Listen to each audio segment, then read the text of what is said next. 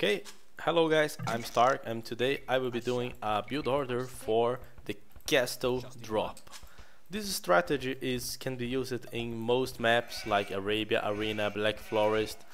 It's a strategy where the idea is to have a castle as soon as you can and an economy that can support you making the unit from that castle.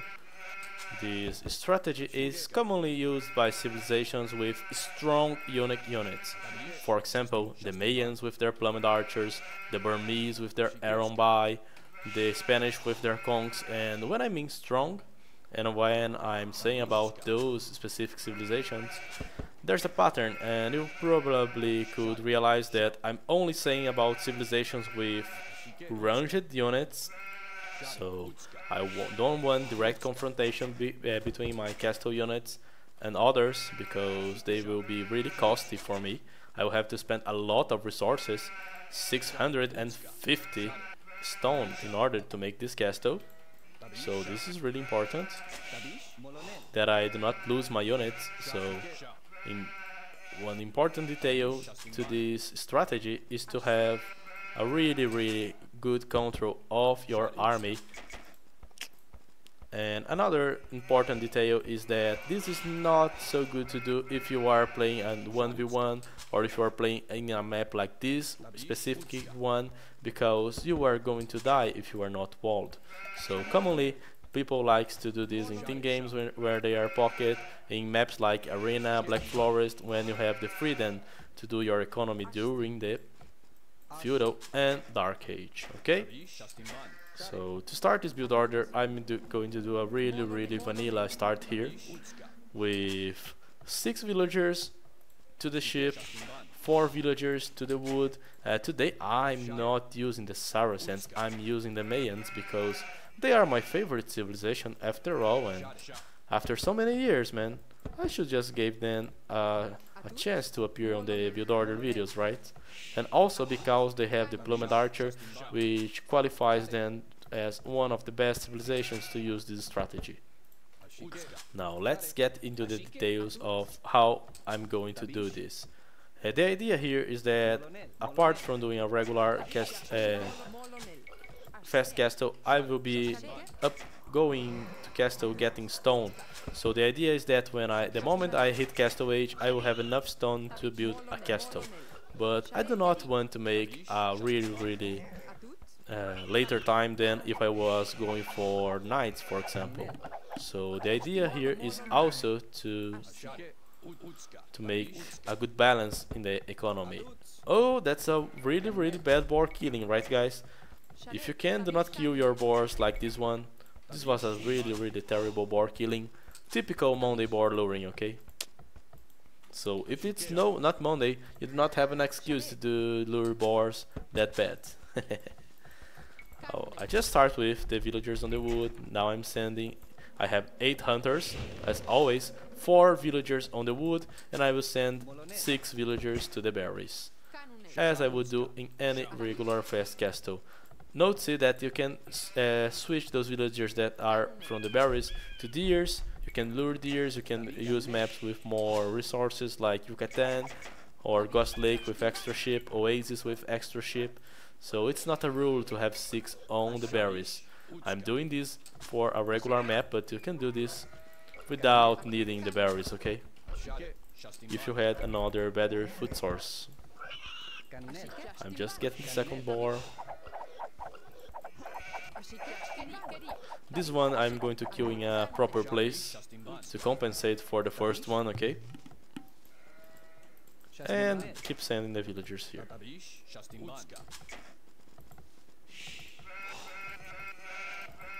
The idea here is that I will be starting to get stone before I go up to feudal, so I will be already getting stone in the Dark Age, guys, because I will need a lot of stone. You start with 200 and I want at least 450 more stone. But not only this, I want to have more stone later to keep booming, which is really important. So let's make some calculations here. I have 6 villagers on the forage and I have 8 villagers getting the boar. So I have 14 villagers on food sources, 8 on the boards, 6 more on the berries if it's a regular map.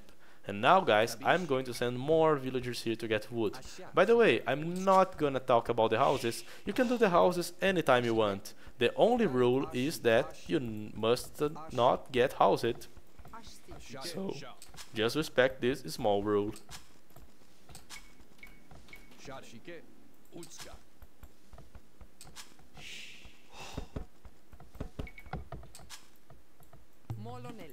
Villagers here getting the sheep.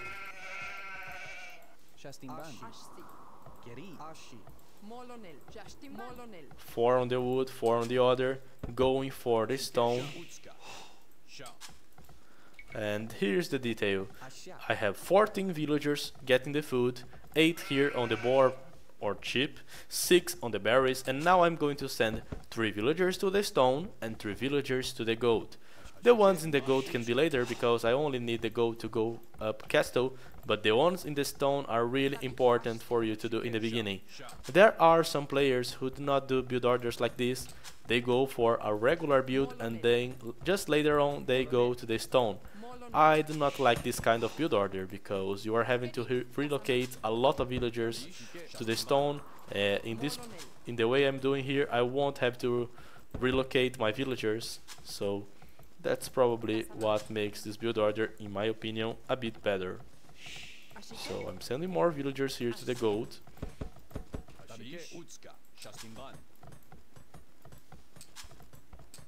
I will send 2 more, and I'm going up with pop 29.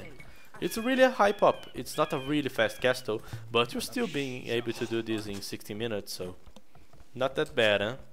You are going to have your castle before minute 18, and the investment on your castle is also an investment on a defensive asset, which can be really good for you.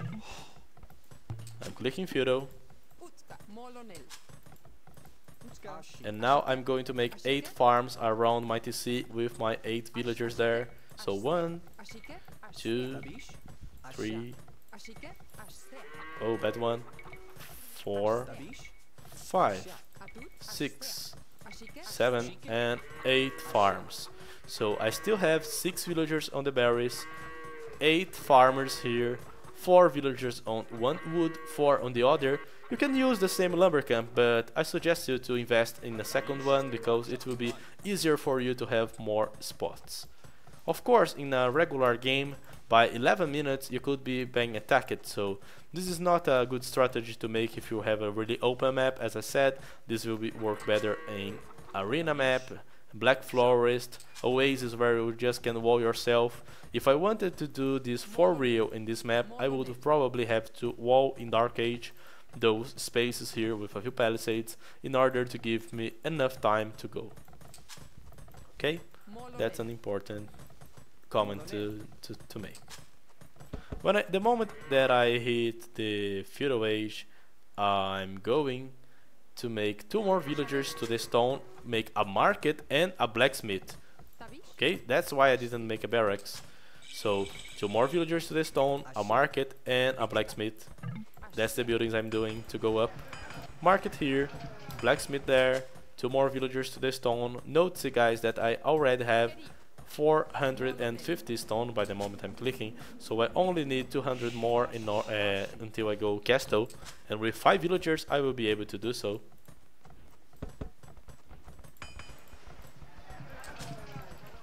The villagers on the berries are about to finish to get in, and I'm going up. Now that I'm going up, I will start to think about the resources.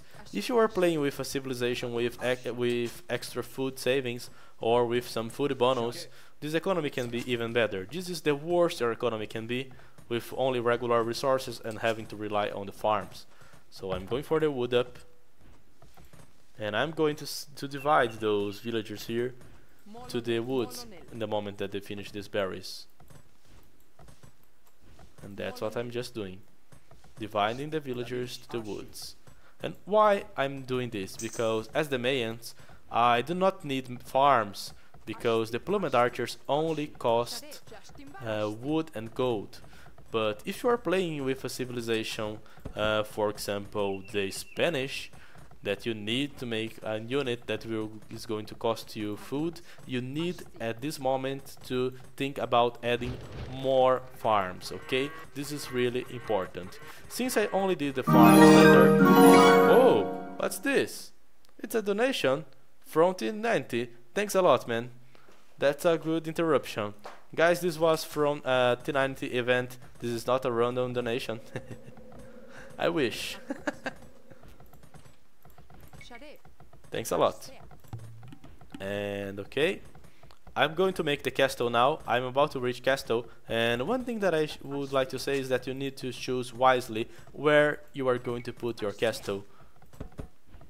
I'm making more houses here to protect my map. I'm going to put the castle in the front of my stones, in the front of my base, and I'm going to wall the rest. So the castle will be able to protect me from anything.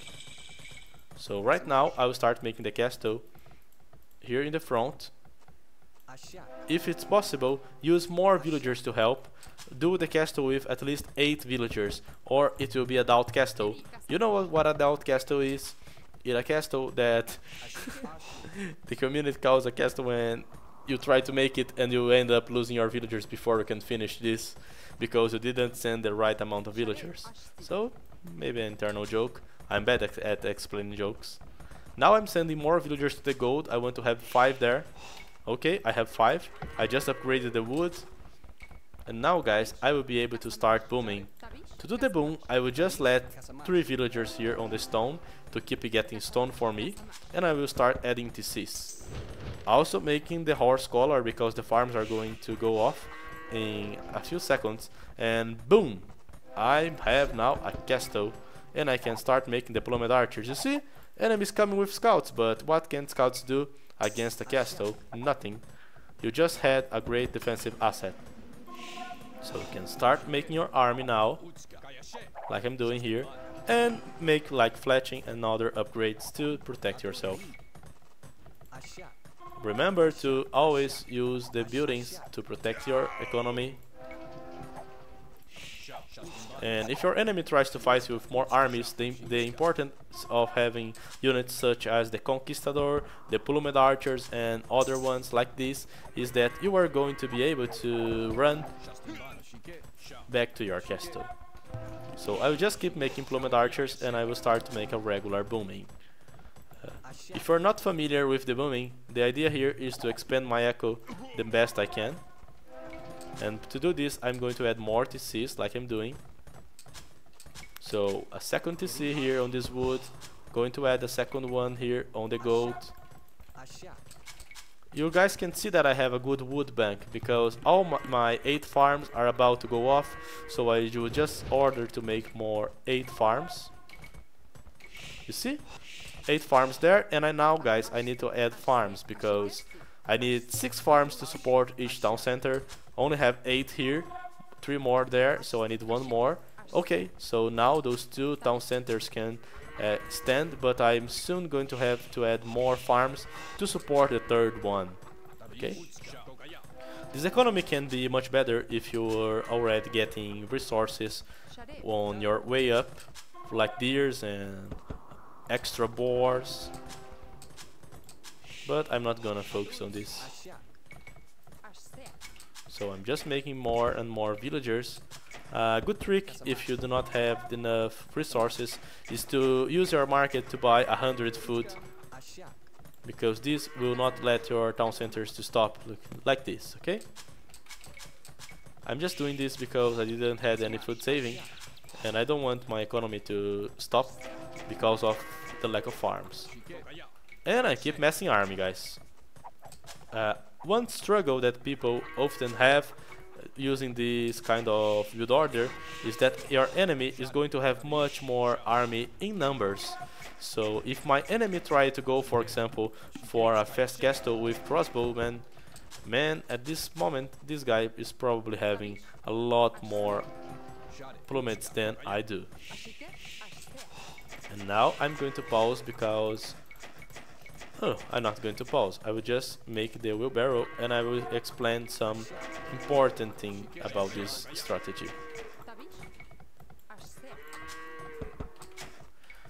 It depends a lot on what we want to do, but for example, do I want to make a 4 TC boon or only a 3 TC one? This is the moment to choose, like 23 minutes, because after this, going for 4 TCs will make me a lot later, and going for only 3 might not be enough. In this case, I'm going only for 3 TCs, I'm not using more. All the farms are reseeded already, so zero problem. And to go with 3 TCs, what I have to do here is to make at least 30 farms to go up. If you are playing as the Mayans, or with civilizations like the Burmese, or civilizations where you only want to use units like the Plummet Archers, units that only cost gold and wood. So I'm aiming for 30 farms right now, and all the other villagers I'm going to send to the gold. Okay? And of course, I keep making army. I don't want to stop making diplomats. The game, your needs are going to be really different. In some games you might have to invest to have full upgraded diplomat archers, because you will be having a lot of fightings. In some others, just these few units here are enough. So, to not be unfair, I'm going to make a version of the game where I need all the upgrades. So I'm going to need the ballistics, and I'm going to need the bodkin arrow, and that's what I'm going to do right now. The bodkin arrow can be done earlier. Sometimes you just want to have +2 archers, so you sacrifice a bit of your economy in order to have it. It's no big deal. You just add TCs later. You are not going to die because you do not have an early TC. Maybe you are even going to be better because you are going to kill your enemy. So, do not worry. Let's count the farms. I have exactly 30 farms right now. So this is really nice.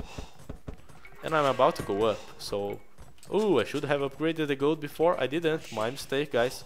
As soon as you can upgrade the gold.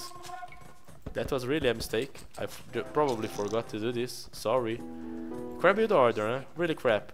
The guy doing the build orders just killed the boar like an idiot, and it's not being able to make it. So ballistics now, the armor for the archer. I already have the bodkin arrow. I can just now keep adding villagers to the stone and to the wood until I can go up, because I already have like 20 villagers on the gold. No, only 18. So let's send 2 more to the gold, and I will be fine. You can see that with 3 TCs, I'm not spending a lot of food on the villagers. I already have the more farms here supporting the TCs, so all the extra farms are being used to make upgrades for my economy, like this upgrade, like this one for the mill, to reseed the next farms, and like the handcart that I'm about to do in just a second. And of course you can get big heals. Now you have a fast army. This fast army can be useful against a lot of units. The plummet archers are really strong. You could be raiding with conks or other civilizations. The raiding technique is one of the most important in this kind of game. Are you familiar with the raiding? If you're not, man, I'm going to make a video about this. Raiding is to avoid direct contact. Is just get there, try to kill villagers, avoiding direct fightings against your enemy, only picking fights where you can win, which are not a lot because you won't probably have the same number of army as your enemy does, but we're going to win in quality and in economy. So villager down. I'm just going to kill a lot of villagers until I have resources to go up. For example, I just find his army. I do not need to fight. I can just run because my units are faster. And a really big part of going for this strategy, especially with plummet archers and stuff, is to get map control. You are often at some point of Castle Age having a stronger army, so you can use heals like this one to make castles and get map control. You are going to see a lot of games like this with civilizations like the Mayans and the Burmese, and I'm about to click up. Okay, so I'm going up. I already sent a lot of villagers to this stone, so I will be able to keep making castles, and now I will just keep sending a few villagers to the woods. Okay, That's how this is going to go.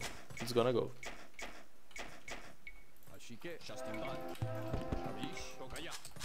So the idea here is that I can make units to support. Usually, if I'm playing 1v1, these deployment archers can be supported by any kind of unit. If my enemy is going for paladins, I'm going to make halberdiers to support them. If my enemy is going, for example, for skirmishers or other units like this, I'm going to do the runs. Plumed archers and sig runs are great combination. So I'm just keeping sending more villagers to the wood now, because I will have a lot of farms to reseed. They're about to go off, if you check them. And I have a lot of units that I want to do. Also important that with this economic balance, I can also click the Elite Plumed Archer upgrade that costs a lot of wood and a small portion of food, like 500 in regular AOC and probably even more in Wololo Kingdom. So it's not that few units, that few resources. Sorry. Another important upgrade is the thumb ring, which will make my plumed archers to fire faster. So to make the thumb ring, I need to make a barrack and an archery range. I'm about to add a third castle, guys, so this is really important. And what really I see people doing wrong in this strategy is that they are not concerned about their time. If you're doing this as a pocket, for example, and your enemy is going for cavaliers, you want to make a faster up. That's really necessary for you. By the way, always try to use the heals like I'm using here. Try to micro always in the high ground. And I'm going to make all the upgrades for my plumed archers, guys. The elite plumed archer, the conscription to make them faster, the bracer as the attack, the chemistry to help them with the attack as well, the wood up, which is really important. If we're playing as the Mayans, also make the mill upgrade that I'm about to do. So the mill upgrade is also important, and I just missing the thumb ring because I forgot to make the barrack earlier. You can see that I have a lot of wood, but as I said, my farms are about to go off. You see? A lot of them with 1 HP, 1 food, 6 food. So I have to reseed the farms right now, and I can start making the trebuchets if I want. I can start making the siege if I want. In Wololo Kingdoms, I could even make this upgrade here that help my plumed archers against building. The obsidian arrows that cost food and gold. No problem, economy is not a problem anymore. Those units are cheap and strong. See, tambourine coming. And I can just keep adding plumets, runs or whatever. If my enemy was playing with civilizations like the Magyars or the Huns, or civilizations that he was planning to use paladins, guys, I would not just go straight for hands. I would probably make 10 more farmers, 1 more blacksmith to make upgrades faster, and go for the halberdiers. So I'm upgrading now the runs. If you're playing a Mayan war, which is really common in maps like Prehistoric Fortress and other maps, it's really important that you have more siege. So try to always do at least 4 sig workshops, and try to have at least 40 villagers on the wood every time. So let me check my wood. I have 39, so not the 40 that I thought that I had, sorry. But I'm not gonna add more villagers. This number of villagers is enough. I just need to add more runs now. And always, guys, trying to get Imperial first than your enemy to abuse of this map control. Let's see, for example, if your enemy was just reading Imperial right now, you would have the control of those hills, you would have trebuchets to kill his castles, so you could kill a civilization that had a stronger unit because you had a better timing. So doing this 3TC boom after you do the castle drop is really important. If you're not used to the Mayan one, just follow this build order and it's going to be really sweet for you. You do not need to exaggerate on farms like when you were doing paladins. With only those farms that I made, I was able to upgrade all the upgrades for the archers, and of course the important Sig run upgrade. So more and more Sigs coming. I can just keep adding plumes as I wish. And of course always trying to advance and make castles on the hills. If you do this strategy in the right way, you can even add mangonels on Castle Age if it's a 1v1 game. If it's a team, this is a team game, I do not recommend you to use mangonels. I would rather suggest you to boom. Mangonels are not so common. So that's how it works. Now I just have to keep making runs, making plummets. All this extra food, I can stop getting it and going all for the wood, all for the gold, maybe selling a bit, maybe using this to upgrade infantry, but if this was a 1v1 Mayan war, that's all that you need to know. You need a lot of runs, lot of plummets, and always like this.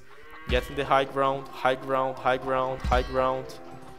If you need to fight a trap war or if you want to make your position more solid, I suggest for you 2 upgrades. The hoardings that you can make in the castle and the masonry and the architecture on the university. Your castle starts with 4,800 HP and it can get past to 7,000 HP, so this is really important. And guys, there's nothing else to be seen here. This game is over. GG. So I just did a build order for the castle drop, and I even went further and used this to show how you do the 3TC boom for Mayans while keep doing implement archers. Quite a simple strategy, but once again I'm going to enforce the secret, guys, is here. You cannot just go for this strategy to go Imperial after your enemy. You must go faster, you must use your advantage, you must use it to win trap wars. If your enemy is trying to go, for example, with Cavaliers or Knights, you are going to have to use this good timing in order to get yourself on castle and do it. If you also look, it's not a really slow fast castle, it's a 16-minute one, man, really good one, with regular resources, so this is the worst you can do. You can even be better than this.